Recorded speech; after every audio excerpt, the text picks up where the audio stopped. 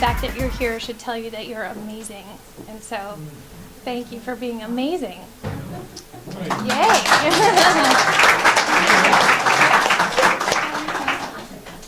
And I have the pleasure of introducing Jude, who is such a lovely, kind, fun, gregarious, enjoyable person. I had the pleasure of meeting him. And there's through Sarah Larson, a great friend of ours. A great friend of ours, thank you. And wonderful healer, by the way. Her husband Greg is here in the audience, yes. Also a good friend.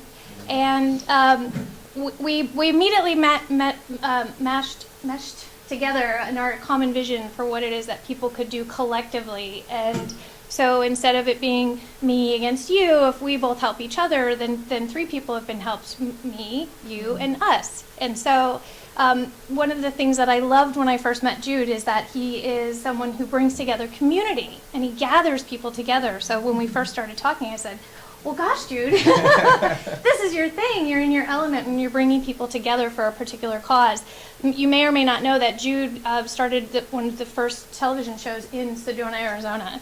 I'm from Arizona. This is a huge feat to bring technology to Arizona, and so was able to do something for the community that he's replicating here, which is occurs on several levels, but I'll say the most important one of those levels is that he celebrates the individual. And he celebrates what's beautiful about them and celebrates their gift. And so we're here to hear about many gifts, and so I want to thank you for being here, all of you.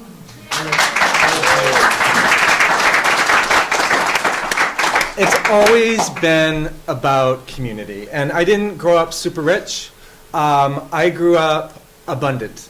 And by that, I mean I lived in a neighborhood of like 15 houses, and one house would have the built-in pool, the other one would have the tennis court, the other one would have this or that. And I had 10 friends I grew up with. So I was always at one house or another just playing and hanging out, and it seemed normal to me that this was community. Community for me has always been an interesting aspect as technology has improved and these tools come to you, and we began our new evolution with the technology and how it affects society and people, and what we do between our technology and our spiritual side. And it's always felt like there's been a balance of where you're spiritual but you're not exactly technical, or you're technical and you're not exactly spiritual. But now, as technology is moving forward, I think that spiritual side of us can be supported by technology. So as that's being supported by technology, you can apply that to building a community. But when I was in Sedona and I did the TV station, this was before the internet, so I knew a secret power of media and participate in community discussions, solar power, different things like that of global sustainability that we were able to do within the community within Sedona. And when I got here a few years ago, because technology caught up with me, YouTube happened, and now it's global, and everybody's a content provider. All of a sudden, everybody knows how to do this wonderful, magical, secret thing that I had in my small town. So technology catches up, and that brings me here to California. I sold my shares, I left my life behind, I changed everything, relationship, everything. The paradigm shift hit me like a brick wall. I came here, I started over again, and I began building a community online through digital media in a platform called Blip TV. And Blip 3 years ago, 4 years ago, 3.5 years ago was brand new in New York City. It was like the new YouTube. You could do your YouTube stuff and store it there. But the difference was Blip paid us 50% of whatever they made in advertising money. So as a content provider, it seemed like the best place to have the platform. So I submitted the show, and I decided to do a show about Silicon Beach. They've all done super well. I've had like 60 episodes, and everyone has been a major star here in Silicon Beach. And people ask me, why have you interviewed these people? Why are they on your show? And I have finally found the words. After 2 years, I didn't know how to say it, but I think now they're heart-centered people. Everybody is heart-centered. I think everyone in this room has a heart-centeredness about them. I think everybody here, in some way, wants to make a difference and a contribution in any way they possibly can. And they want to bring it to their work. And if we can find that balance and make money and do all that, then that's wonderful. But in these conversations of how you can utilize technology for this, I met a great business partner and co-creator, Charlie Trinh here, and he is, thank you, ladies and gentlemen.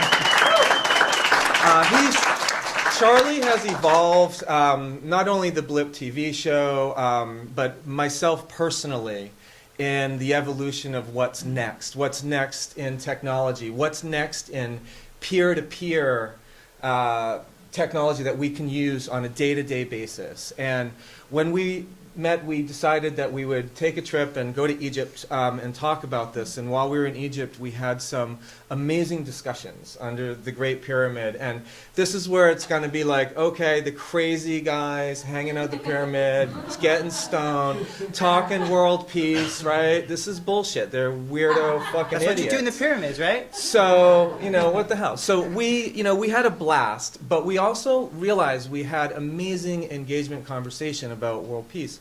And as we discussed it, we decided to make a promise that when we got back, no matter how crazy it was, we were going to try to talk to people and engage people in conversation about world peace and see what happens. And it's not easy to do. People think you're crazy. And then the other thing is get centered yourself and find your own peace inside, or you won't have peace out there. And so many different philosophies and opinions. And Charlie has an amazing gift with community and storytelling. And I'll let you tell a little bit about your background and what you... So my background is I was a game producer at Disney for 6 years. And what they're really good at is making sure you know the story the entire time. You're making every single thing. So in the pitch, what's a story? Oh, it's a game. What's a story? Okay. So Frozen, Pixar, Pixar and their storytelling. I learned the storytelling of Pixar, and what they're really good at is always keeping the same story in every single scene they did. And working with Jude, he had this amazing thing is he could bring everything together, but a lot of times, we all know this, our everyday distractions, we get pulled in many ways. You're like, oh, okay, yeah, I'm not sure what I'm doing anymore. And so I was able to really kind of bring back to what is the story we're trying to do. And the story under the pyramids, you can't lie. You just look at the pyramids and go, okay, so we're going to get our shit together and figure this out. And we said world peace. Well, how do you do world peace? So 2 weeks in Egypt, we ran through many people. We worked with many different people to really think about what this meant. And we decided that it needed a change. Just as we transform from many generations, we decided we need to change this to a different generation that doesn't focus on necessarily the old ideas, but a new idea, and the heart-centered technology paradigm is kind of what we're working with.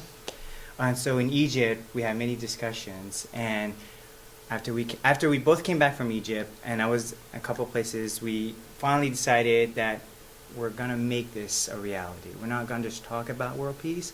We're just going to act on it. But if we can take these thoughts and break them down into what we feel is the basis of world peace, basically, without it being politics and war, your global sustainability. It's a sense of sustainability, like make sure everything's okay, we're not going to die tomorrow, just what makes us kind of comfortable. So we have, these 6 areas and this is all open for conversation. We're not preaching that these are the only 6 things, but what we're saying is these are the things that we've been discussing. And what grounds it out is when we can find companies that are actually doing stuff in here. Companies for energy and companies for agriculture, economy, or education. And there are people in this room that have these companies that are doing these things, that they can also see how we are now taking this and matching it into actual doing this.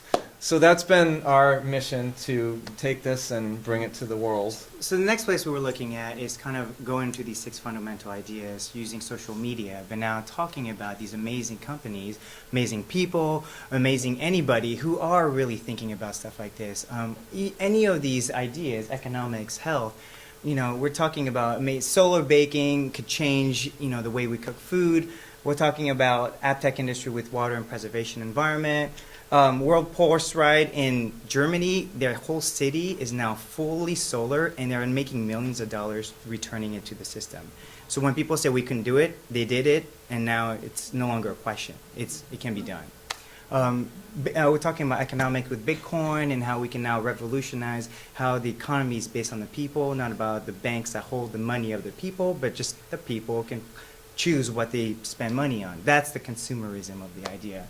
So a lot of these companies are really kind of bringing a lot of different aspects, but we're bringing all of it together. The 6 are the ways we focus, we can have everybody involved, but the technology is everybody coming together in this idea of hackathons where we're now working to really actively find the problems and the people that can help with the solutions.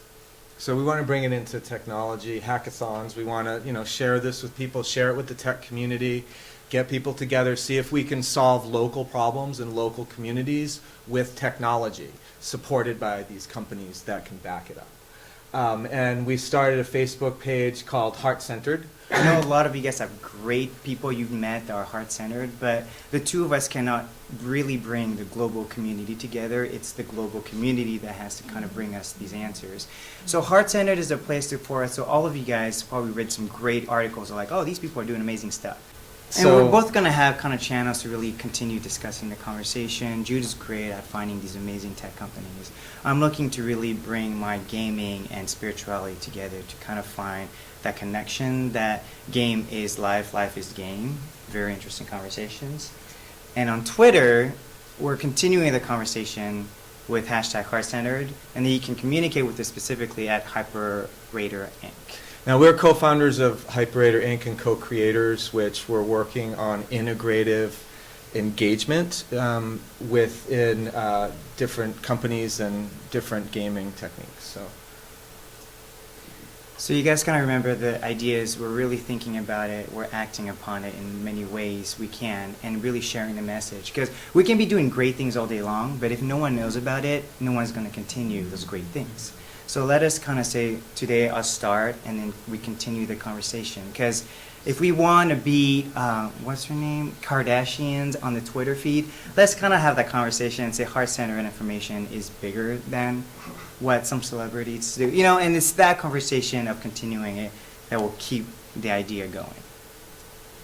So what if we were to shrink the idea into a heart-centered conference, and we were really to make it into place in Los Angeles that we would start really kind of talking locally, and then we're now talking about. And we want to have the first hackathon here in LA, by the way. So.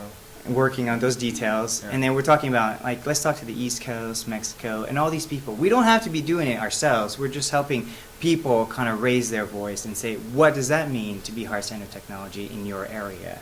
So we're creating really a network of connected people, connected heart-centered technologies that now are working globally in a global resource. It's not just our little Los Angeles town, which is still an amazing town, but it's Egypt, and it's just everyone around the world. But sometimes we kind of say, that's a big vision, Charlie. So how about you give us some directions? Well, we have what's called the greatest invention, I think, ever invented, which is the handheld device. You have everything you need on this handheld device. We have the globe. We can have that spin. We can have all kinds of information. The problem is we're not really putting the information that we need. It's always about what other people are talking about. Well, who are you? How do you find out about yourself? And how do you gamify your story so that you become heart-centered? And now this game will be a game about you and how you would matter in this world, in this earth. So the idea is I'm bringing games, a new format of education, of entertainment, and of information, and saying, let's now be interactive and let's work with the people that we're talking to. So the game of you is really a game I'm working on to really build an engine where all of us can talk about our own story.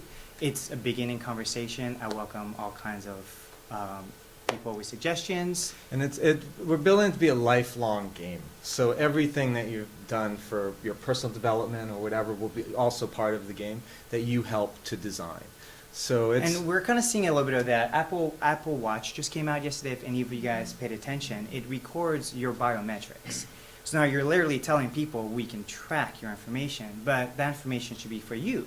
Like, if you can go to the doctor and say, oh, I ran 2 weeks, so you can't say I didn't do my due diligence. No, like, there's a conversation that we can now have where you control your information. It's not anybody else that tells you what to do.